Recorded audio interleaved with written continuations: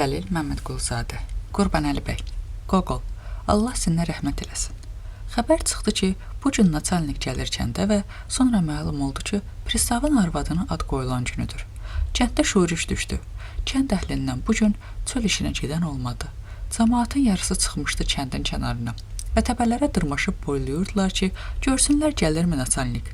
Cəmaatın yarısı pristavın mənzilini əhatə edib durmuşdular. Qıraq kəndlərdən də cəmaat baxəbər olub yavaş-yavaş gəlirdilər. Pristavın həyətinə adam əlindən girmək mümkün deyildi və Katda, Yasavul və Qlava mirzələrindən savayı həyətə girmək heç kəsə izin verilmirdi. Pristavın həyətində it yiyəsini tanımırdı. Səsdən və qeyirli qaldan qulaq tutulurdu. Bir yanda quzular mələyirdi, bir yanda qıçlara bağlı cücə və toyuqlar bağırırdılar. Bir yanda qlavaların atları kişnəyirdi. Bir tərəfdən pristavın qulaqları uzun tulaları gah qlavın üstünə atılıb hav eləyirdilər, gah Katdanın üstünə tullanıb hav eləyirdilər. Hərdən bir pristavın arvadı balkona çıxıb nazik səslə çığırırdı. Tişi, yəni yavaş və sonra yenə girirdi içəri. Pristavın aşpazları bellərində ağ önlük hərdən bir həyətə çıxıb qlavan birinə deyirdi. Tez yarım girvənkə zəfəran tap. Qlava baş üstə deyib, əvvəl bir başını salırdı aşağı, sonra Mirzəsinin üzünü tutub buyururdu. Adə, Mirzə Həsən, durma, tez şəhərə adam göndər, yarım girvənkə zəfəran gətirsin. Biraz keçirdi, bir ayrı aşpaz əlində kotlet bıçağı qlavan birinin üzünü tutub buyururdu.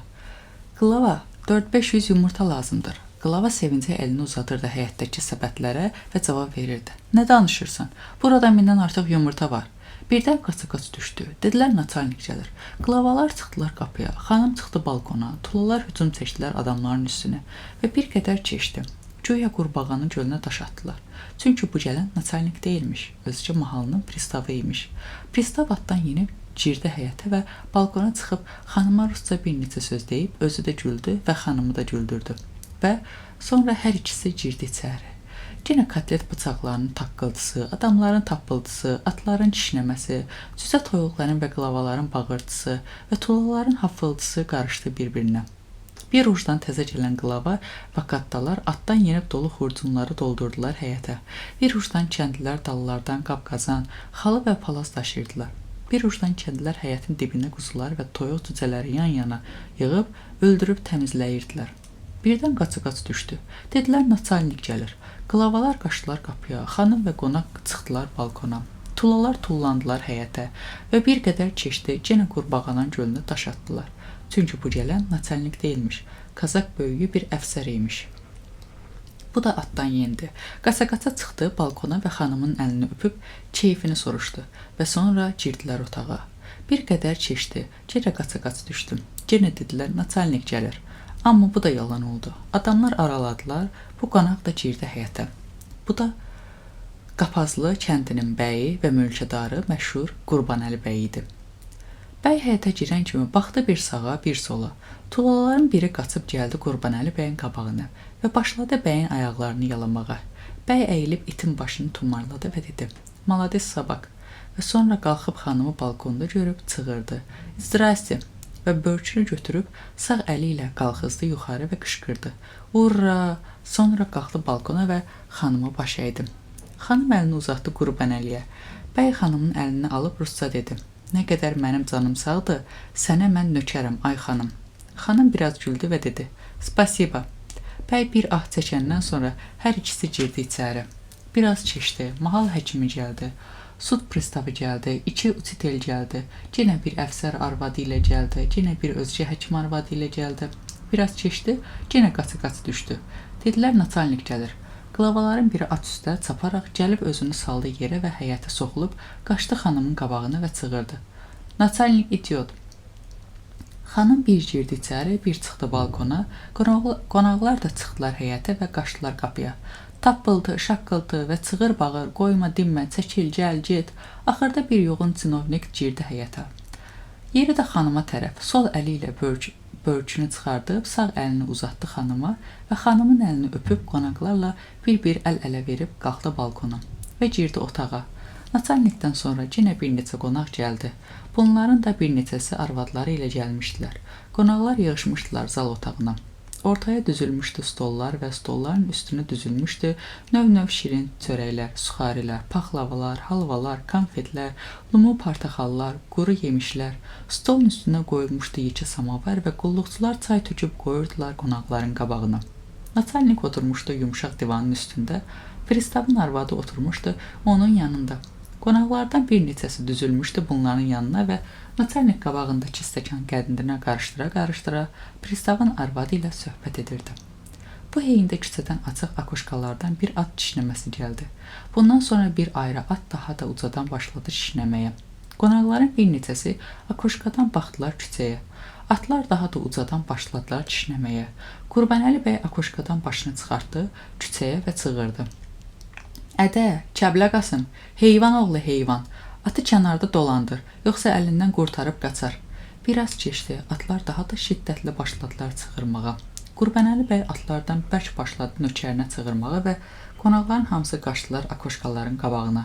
Küçədə tövlənin qabağında bir strajnik bir ağ atın cilovundan yapışıb dolandırırdı. Bu at naçalnikin atı idi. Qurbanəli bəyin nökəri bir kəhər atın cilovundan yapışıb biraz kənarda dolandırırdı. Bir iki kəndli də biraz kənarda bir ayrı atların cilovlarından yapışıb dolandırırdılar. Akoşkanın qabağında kəndlilər düzülüb pristavın akoşkalarına baxırdılar. Hərdən bir naçalnik atı kişniyə-kişniyə qabaq ayaqlarını döyür, yerə və Qurbanəli bəyin atına baxıb hirsindən cilov kəmirtləyirdi. Qurbanəli bəyin atı hərdən bir nərə təpib qabaq ayaqlarını qaldırırdı havaya və az qalırdı ki, Kərbəlayı Qasımı da göyə qaldırsın. Kərbəlayı Qasım da bərk-bərk cilovdan yapışıb çığırırdı. Buna bax ha! Naçalnik gördü ki, kəhər at Qurbanəli bəyin atıdır və üzünü Qurbanəli bəyə tutub soruşdu ki, atı neçə yaşındadır? Qurbanəli bəy papirosunu yandırıb naçalnikə dedi ki, atı bu il təzə 4 yaşa ayaq qoyur. Yenə naçalnik akoşkaya tərəf yeriyib başladı Qurbanəli bəyin atına tamaşa eləməyə. Sonra Qurbanəli bəyə dönüb dedi, nə gözəl atdır. Doğrudan Qurbanəli bəyin atı gözəl atı idi. Qurbanəli bəy hər iki əlini sinəsinə qoyub naçalnikə cavab verdi. Peşkəşdir. Naçalnik Qurbanəli bəyə dedi, sağ ol və yenə başladı ata tamaşa eləməyə və yenə Qurbanəli bəyə üzünü tutub soruşdu. Qaçmağı necədir? İti yüyürmü? Qurbanəli bəy naçalnikə dedi, ay naçalnik, əgər sənin mahalında bir belə yüyürən at tapılsa, mən bığlarımı qırxdırmasam qurumsağam. Yarım saatdan sonra qonaqları çağırdılar xörək yatağına. Otağın ortasında uzun xörək stolu, üstünə düzülmüş hər cür xörəklər və içkilər. Pristavın arvadı oturdu stolun baş tərəfində.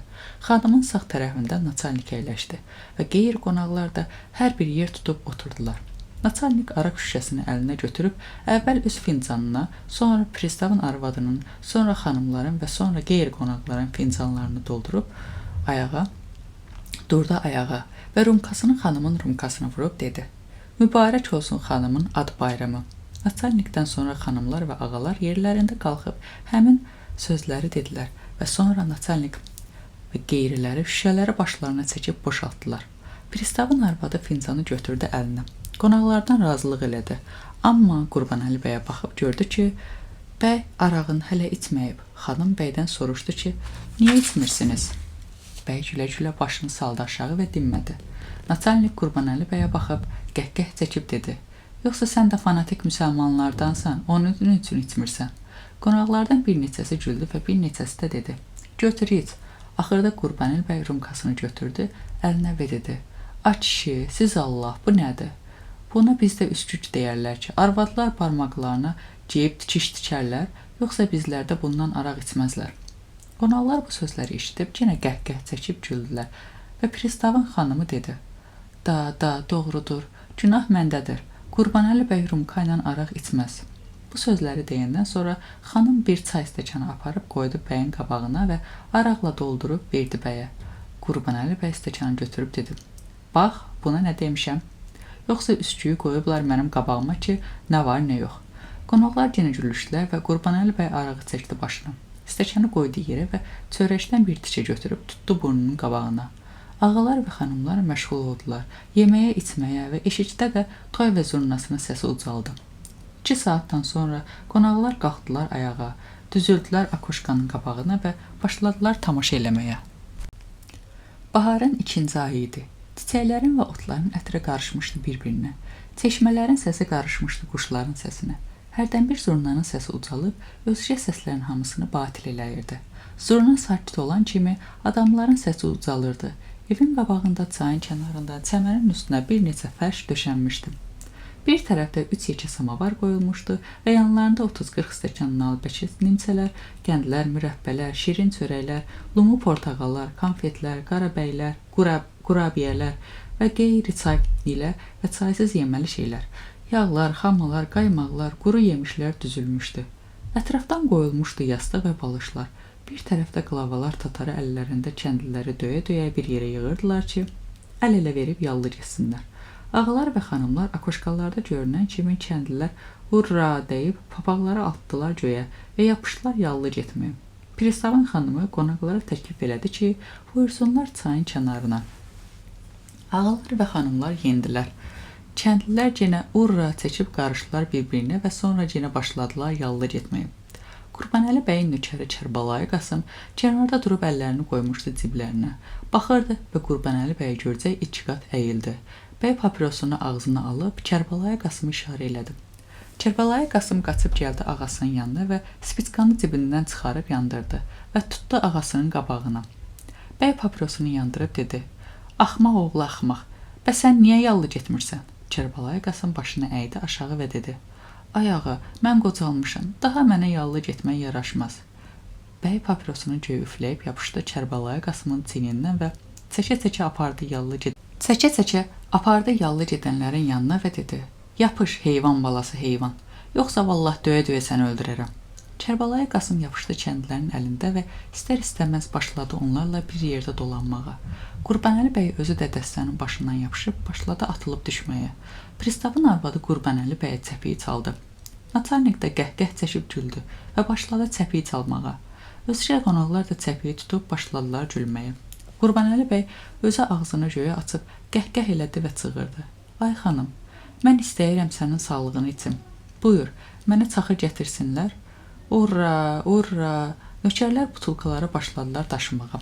Qurbanəli bəy bir stəkan içib yenə başladı fırlanmağa, yenə başladı dolanmağa. Bir qədər keçdi, yenə bir stəkan içib çığırdı: "Xanımın sağlığına!" və yenə başladı dolanmağa. Bir qədər keçəndən sonra yorulub çəkildi kənara və bir stəkan çaxır doldurub nökəri Kərbəlayı Qasımı çağırıb dedi: "İç." Kərbəlayı Qasım başladı yalvarmağa: "Ay ağa, sən bilirsən ki, mən içmənəm. Aman günüdür, məni çövür balavın başına. Mən içə bilmərəm." Bəy bir qədər də nökərini yaxalayıb gördü ki, içmir. Çaxırın bir azını tökdü Kərbəlayı Qasımın üstünə və bir azını da özü içdi. Ağalar və xanımlar məşğul oldular çay içməyə. Qurbanəli bəy də gedib bir tərəfdə oturdu və üzünü naçalnikə tutub dedi: "Mənim nökərim Kərbəlayı Qasım lap biqeyrətdir. Mən indiyə kimi nə qədər eləmişəm, ona bir qətrə çaxır içirdə bilməmişəm. Deyirəm, ay axmaq, axı sən ki üzümü yeyirsən, axı bu nədir ki? Üzüm suyu deyil məcə, nə qədər eləyirəm içmir." Naçalnik Qurbanəli bəyə cavab verdi ki, Kərbəlayı Qasım qanmır, avamdır. Qurbanəli bəy qəhqəh çəkdi və dedi: "Necə qanmır? Çox yaxşı qanır. O məgər qanmır ki, çaxır üzümdən qayrılır. Çox əcəb qanır, ancaq biqeyrətdir. Onun üçün içmir." Yarım saata kimi ağalar və xanımlar çay içməyə və söhbətə məşğul oldular. Kəndlilər də yallı gedirdilər. Xanımların biri hərdən bir əllərini basırdı qulaqlarına və ərinə şikayət edirdi ki, zurnanın səsindən az qalır qulaqlarım tutulsun. Pristav xanımın gileyini başa düşəndən sonra toyçulara çığırdı ki, daha çalmasınlar. Toyçular sakit oldular. Toyun səsi kəsilcək, Qurbanəli bəy üzünü toyçulara çöndərib çığırdı: "Hədə, çalın, namərdlər." Pristav bəyə dedi ki, toyun səsi xanımlara xoş gəlmir, qoy çalmasınlar. Qurbanəli bəy durdu ayağa, Pristava dedi: "Mən ölüm, qoy çalsınlar. Mən istəyirəm oynayam." Pristavın cavabını gözləməyib, Qurbanəli bəy toyçulara çığırdı: "Hədə, çalın, uzundərə çalın." Toyçular hazırlaşırdılar çalmağa. Naçalnik durdu ayağa və börcünü başına qoyub bəyə dedi: "Bəy, hələ sonra oynarsan. Göndər nökərini, sizin atınızı çəkib gətirsin. Mən istəyirəm ata baxam." Qurbanəli bəy sağ əlini qoydu gözünün üstünə və dedi: "Naçalnik, qurbandır sənə mənim atım." Bu sözlərdən sonra bəy nökərini çağırdı. Kərbəlayı Qasım, "Tez get at çək gətir. Naçalnik baxsın. Kərbəlayı Qasım qaçdı və tövlədən atı çıxartdı eşiyə. Naçalnik pristav Qurbanəli bəy, pristavların biri və xanımların biri getdilər atın yanına. Qurbanəli bəy ata yavıqlaşıb başladı atın alnını tumarlamağa. Naçalnik keçdi atın dalına, sonra keçdi qabağına və istədi ağzını açıb dişlərinə baxsın. At başını göyə qalxızıb çəkildi bir tərəfə. Qurbanəli bəy çığırdı ata. Tərpənmə axmaq. Naçalnik yenə çəkildi atın dal tərəfinə. Qurbanəli bəy yapışdı atın dodağından və ağzının bir tərəfini açdı və Naçalnikə dedi. Naçalnik, buyur bax. Həyə inanmırsan? Buyur bax. Bu il 4-ünü ayaq qoyur. Naçalnik yavağa gəlib əyildi. Başını uzatdı atın ağzına. At yenə başını qovzadı göyə. Qurbanəli bəy hirslənib istədi atın ağzından bir yumruq vursun. At qabaq əllərini qaldırdı göyə və az qaldı noxtanı Kərbəlayı Qasımın əlindən qoparsın. Kərbəlayı Qasım asıldı noxtadan və çıxırdı. Buna bax ha! Sonra Naçalnik Kərbəlayı Qasıma dedi ki, biraz atı dolandırsın. Kərbəlayı Qasım atı yavaş-yavaş çəkdi bir tərəfə. Heyvan Kərbəlayı Qasımın dalınca gedə-gedə hərdən alnını sürtürdü Kərbəlayı Qasımın kürəyinə və hərdən bir o tərəf bu tərəfə baxıb kişnəyirdi. Naçalnik Qurbanəli bəydən yenə atın qaçmağını soruşdu. Qurbanəli bəy baxdı Naçalnikin üzünə və bir söz deməyib Kərbəlayı Qasımı çağırdı. Kərbəlayı Qasım atı çəkdi yavığa və Qurbanəli bəy tez qalxdı atın üstünə və heyvanı təpiklədi. At durduğu yerdə bir neçə arşın fasiləni sıçrayıb yüz qoydu yol tərəfə qaçmağa və yarım dəqiqənin içində gözdən itdi. Yarım dəqiqədən sonra Qurbanəli bəy çaparaq qayıdıb gəldi və atı sürüb az qaldı soxulsun qonaqlar oturduğu məclisə. Xanımlar çığırışıb qaçışdılar bir tərəfə və Qurbanəli bəy tez atı saxlayıb özünü tulladı yerə və durdu Naçalnikin qabağında. Naçalnik bəyə dedi. Malades. Və bəy cavab verdi. Naçalnik, bu nədir ki, hələ sən mənim o biri atımı görməmsən? Bəlkə onu görəsən. Bu nədir ki onun yanında? Kərbəlayı Qasım atı çəkib apardı. Hava qaraldıqdan sonra pristavın otaqlarından çıraqlar yandırdılar və qonaqlar məşğul oldular kart oynamağa. Saat 11-də qonaqlar yenə dəvət elədilər xörək otağına və yenə ağalar və xanımlar xörək stolunun ətrafına düzülüb başladılar şam eləməyə. Naçalnik düzənin ətindən bir şi tikə yeyəndən sonra götürdü çaxır butulkasını və başladı əvvəl öz stəkanını, sonra qonşuların stəkanını doldurmağa və sonra ayağa durub stəkanı uzatdı pristavın arvadına tərəf və dedi. Bugün bizim buraya yığışıb belə ləzzətlə vaxt keçirməyimizə siz səbəb oldunuz. Buna cəhət mən bu stəkanı içirəm sizin sağlığınıza. Bu sözləri deyib Naçalnik stəkanı vurdu xanımın stəkanına və çaxırı içib oturdu. Yavuqda oturan qonaqlar da stəkanlarını uzadıb xanımın stəkanı ilə çıqqıldatdılar və içdilər. Qurbanəli bəy də yerindən qalxıb dolu stəkanı götürüb vurdu xanımın stəkanına və xanımın başının üstündə durub dedi. Mən özümü bu gün xoşbəxt hesab eləyirəm ki, bu məclisdə varam. Allah sənin ərini, Mixail Pavloviçi bizim mahaldan uzaq eləməsin. Ondan ötürü ki, nə qədər Mixail Pavloviç bizim mahalda deyildi, bizim kəndlilər də bədbəxt idi. Mən də bədbəxt idim.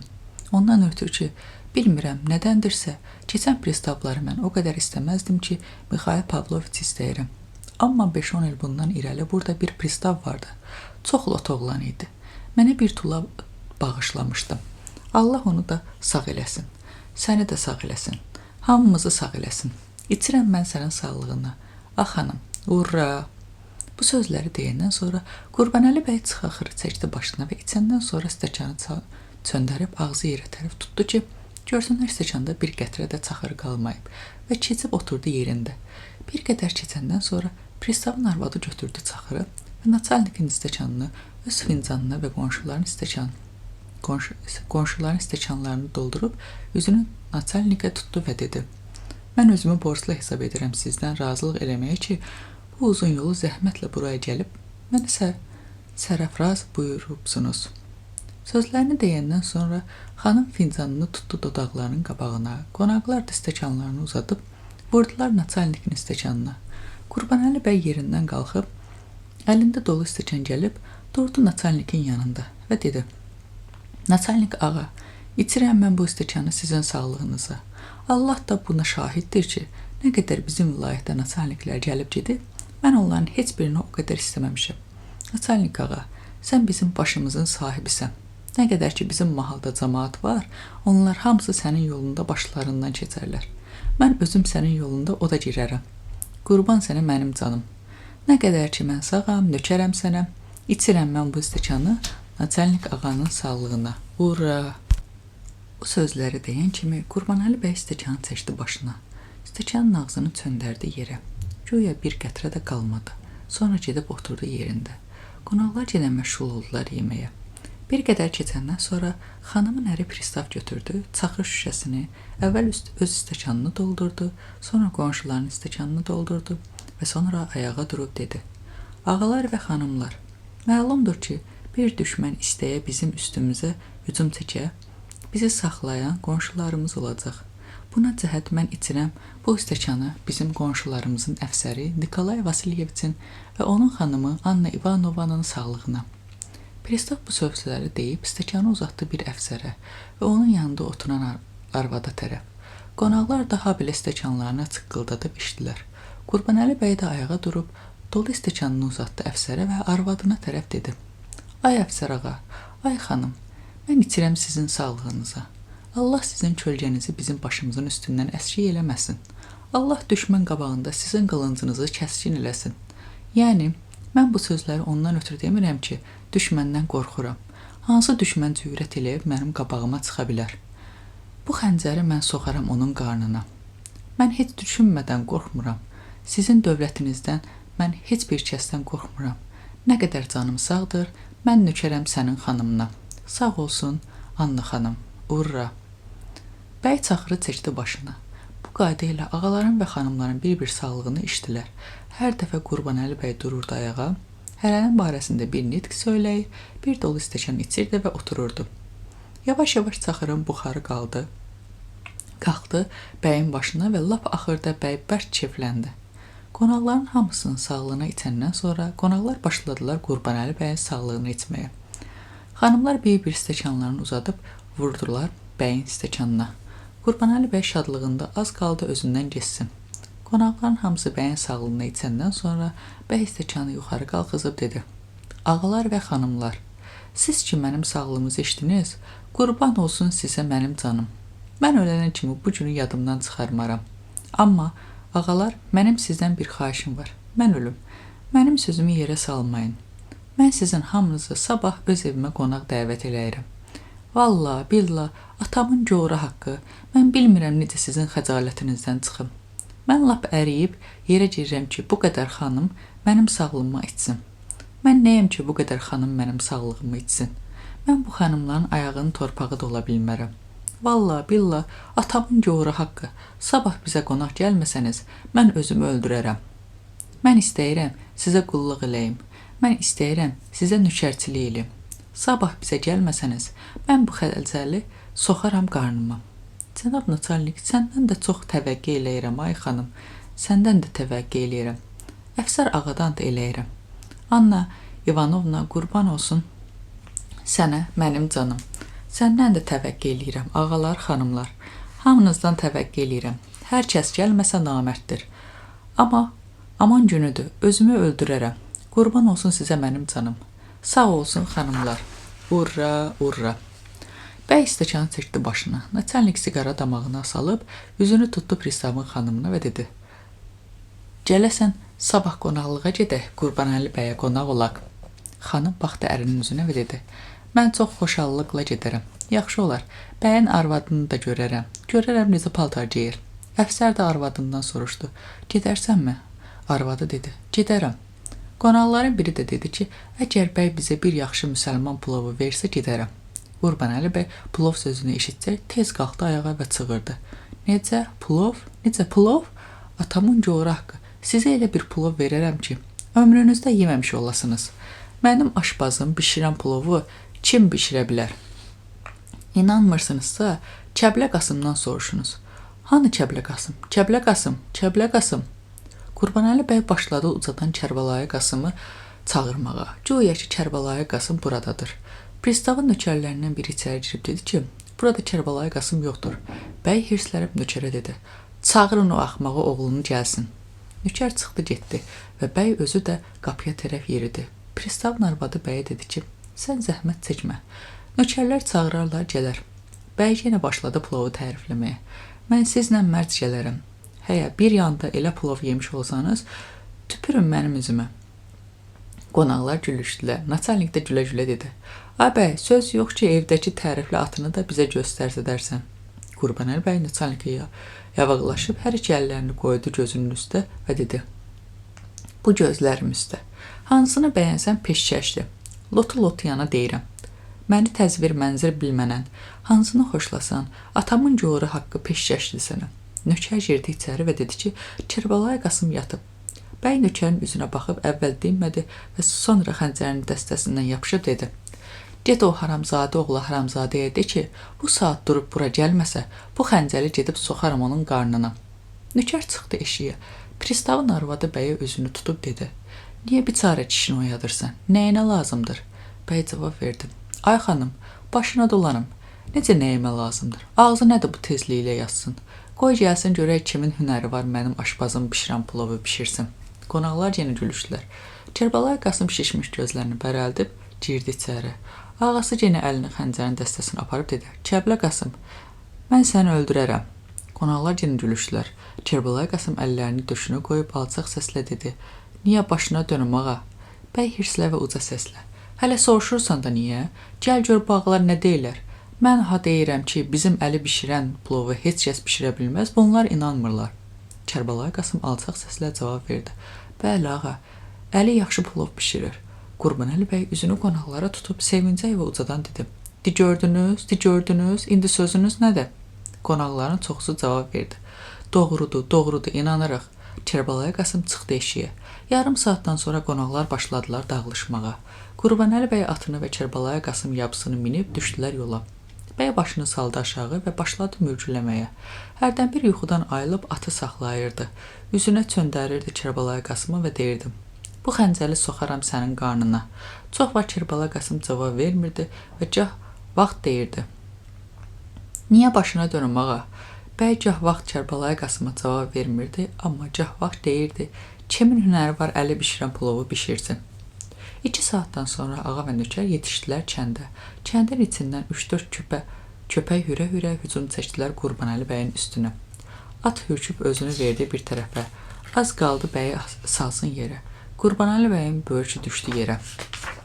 Və Kərbəlayı Qasım özünü atdan salıb ağasının börkünü qalxızıb verdi bəyə. Qurbanəli bəy xəncərini sıyırıb atın sürdü itlərin üstünə. İtlər başladılar qaçışmağa. 2 imarətin darvazasının qabağında atlar dayandılar. Kərbəlayı Qasım yerdən bir daş götürüb başladı qapını döyməyə. Yekə papaq bir kişi qapını açdı və Qurbanəli bəyin yanına qaçıb yapışdı atın cilovundan. Qurbanəli bəy hələ atdan yenməyib, xəncərin tiyəsini qalxızdı kişinin üstünə və dedi. Əli, bu xəncəli soxaram qarnına. Nökəri cavab verdi. İxtiyar sənin dağa. Sonra bəy atdan yenib girdi həyətə və pilləkəni qalxıb girdi otağa. Bəyin qarabaşı bir qoca arvad çıxdı ağasının qabağına və dedi. Ay ağa, nə gec gəldin? Xanım səndən ötürü çox nigaran oldu. Bəy xəncərin tiyəsini arvada göstərib dedi. Gülpəri, bu xəncəli soxaram sənin qarnına. Arvad demədi və çəkildi kənara. Bəy o bir otağa girib gördü ki, arvadı paltarlarını soyunmamış dayanıb yastığı və yuxulayıb. Əvvəl gedib durdu arvadının yanında. O xəncərin tiyəsini arvadının üstünə qalxızıb dedi. Bu xəncəli soxaram sənin qarnına. Arvad ayılmadı. Qurbanəli bəy dəxi dinmədi və xəncəri atdı yerə.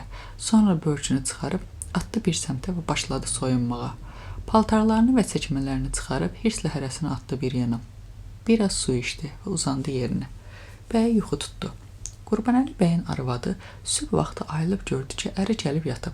Yavaşca paltarını geyib çıxdı eşiyə. Qaravaş süpürcə ilə həyətini süpürürdü.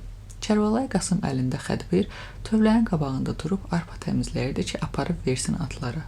Aşpaz Əli aşpazxananın qapısının yanında əlində xəkəndə samavara kömür salırdı.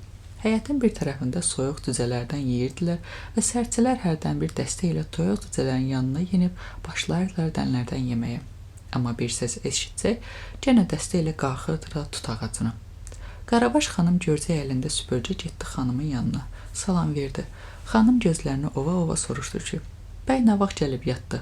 Qarabaş cavab verdi ki, gecədən çox keçmişdi ki, gəldi. Xanım Kərbəlayı Qasımı çağırdı. Kərbəlayı Qasım tövlədən çıxıb tez gəldi və baş endirib durdu xanımın qabağında. Xanım Kərbəlayı Qasımdan soruşdu. Niyə belə gec gəldiniz? Kərbəlayı Qasım cavab verdi. Qonaqlıq çox uzun çəkdi. Onun üçün gec gəldik. Xanım yenə soruşdu. Pristavın qonağı çox idimi? Kərbəlayı cavab verdi. Bəli, xanım, çox idi. Xanım soruşdu. Kim idilər qonaqlar? Kərbəlayı Qasım cavab verdi. Ay xanım, nə bilim, bir çoxu böyük adamlar idi, çoxu xanım idi. Naçalnik özü də orada idi, çox adam vardı. Xanım yenə soruşdu. Kəblə Qasım, xanımlar dili kişilərlə bir yerdə oturmuşdular, ya ayrı oturmuşdular? Kərbəlayı Qasım cavab verdi. Yox, elə hamısı qarışmışdı bir-birinə. Qaravaş bu sözləri eşitsək öz-özünə dedi. Bıy, aman Allah. Xanım oturdu pilləkənin pilləsinin üstündə. Kərbəlayı Qasım biraz yavığa çağırdı və dedi. Sən Allah Kəblə Qasım, nağıl elə görək qonaqlıq necə keçdi? Qonaqlara nə verdilər? Ağan nə qayırırdı? Kimdən danışdı? Nə danışdı? Sən Allah Kəblə Qasım, hamısını nağıl elə. Kərbəlayı çıxasının ətəyini qalxızıb ağzının və burnunun suyunu sildi. Tövlədən atlar başladılar bir-birinin üstünə çığırışmağa və Kərbəlayı Qasım üzünü tövləyə tutub çığırdı. Buna bax ha! Xanım yenə Kərbəlayı Qasıma dedi.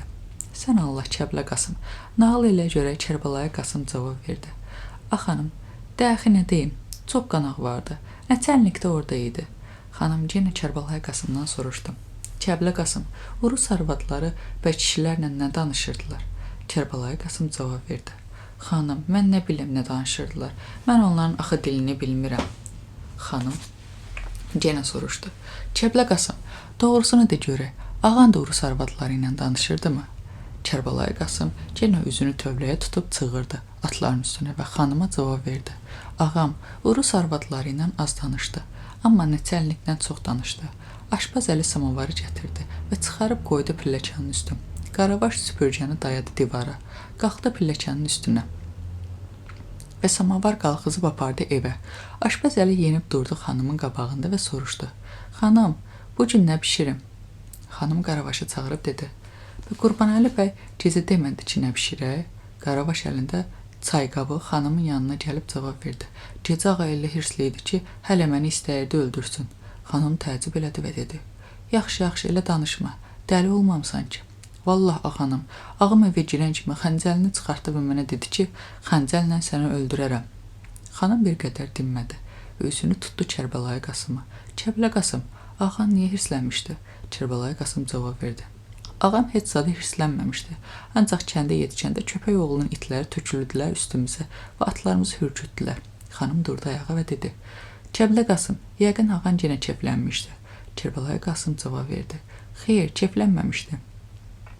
Xanım girdi içəri və yavaşca Qurbanəli bəyin yanına yavıqlaşıb gördü ki, bəş yuxudadır.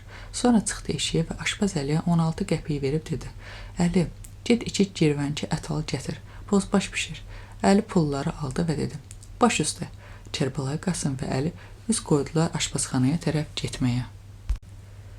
Gün qalxdı, gün orta oldu. Kərbəlayı Qasım həyətdə oturmuşdu. Tut ağacın dibində və hərdən bir daş götürüb atırdı ağacın başına və tut quşlarını qovurdu və hərdən bir yerə tökülən yetişmiş tutlardan götürüb yeyirdi.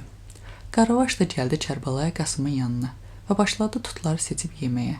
Biraz keçdi, xanım da gəldi bunların yanına və başını qalxızıb bir qədər yetişmiş tutlara baxdı və Kərbəlayı Qasıma dedi ki, çıxsın ağaca, biraz tuz silkələyib töksün. Qaravaş evdən bir çarşaf gətirdi. Aşpaz Əli də bunların yanına gəldi və dedi. Siz çarşavı tutun, mən çıxım silkələyim. Əli çıxdı ağaca. Xanım Qaravaş və Kərbəlayı Qasım çarşavı tutdular və Əli ağacın budağını birini tərpətdi və yekə-yekə yetişmiş ağ tutlar töküldü çarşava.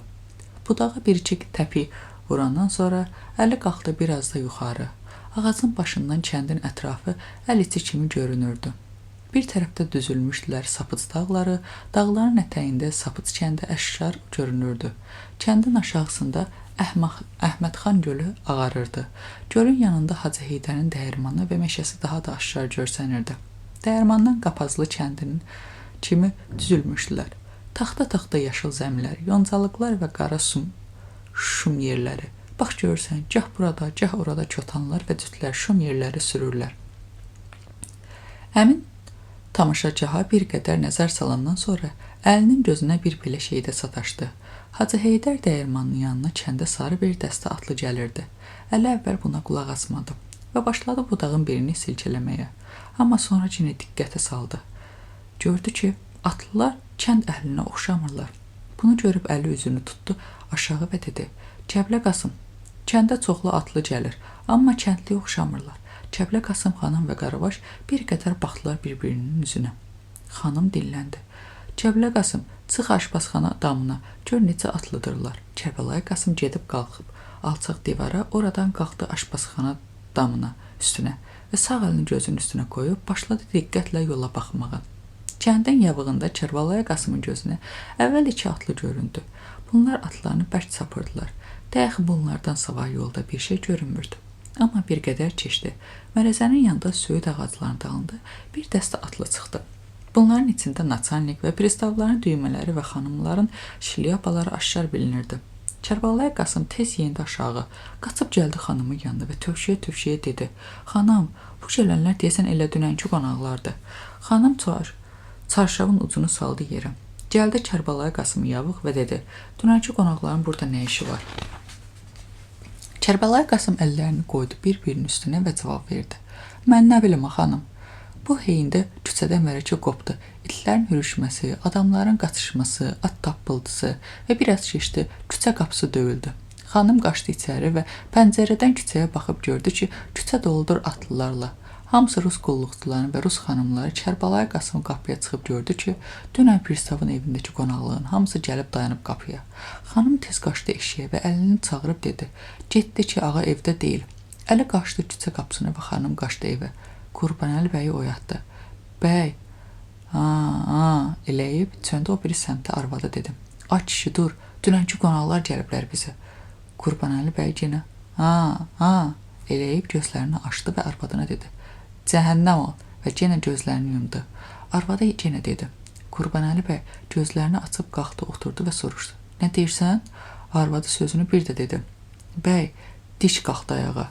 Bir şey fikir elədi. Qaçdı otağın o tərəfinə, bu tərəfinə, arvadına dedi: "Qoy desinlər, ağa evdə deyil." Arvadı yenə çıxdı eşiyə və bəy mələfəni götürüb çarşaf kimi saldı başına, çıxdı həyətə.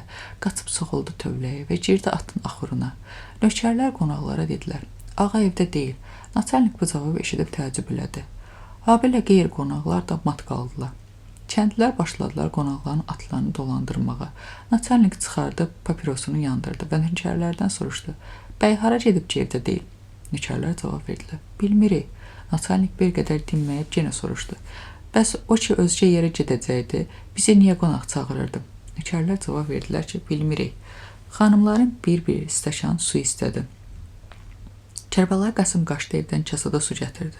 Qonaqlar bir qədər bir-birinin üzünə baxıb dedilər ki, "Dəxi niyə dururuq, qaydaq gedək." Naçalnik də buna razı oldu. Amma Kərbəlayı Qasım üzünü tutub soruşdu: "Bəyin atları tövlədədir?" Kərbəlayı Qasım dedi: "Bəli." Bu heyində tövlədə atların biri başladı kişnəməyə. Naçalnik yoldaşlarına belə təklif elədi: "Çox əcəb. Biz bu qədər yolu zəhmətlə gəlmişik, bari heç olmasa bəyin atlarına baxaq, sonra qaydaq."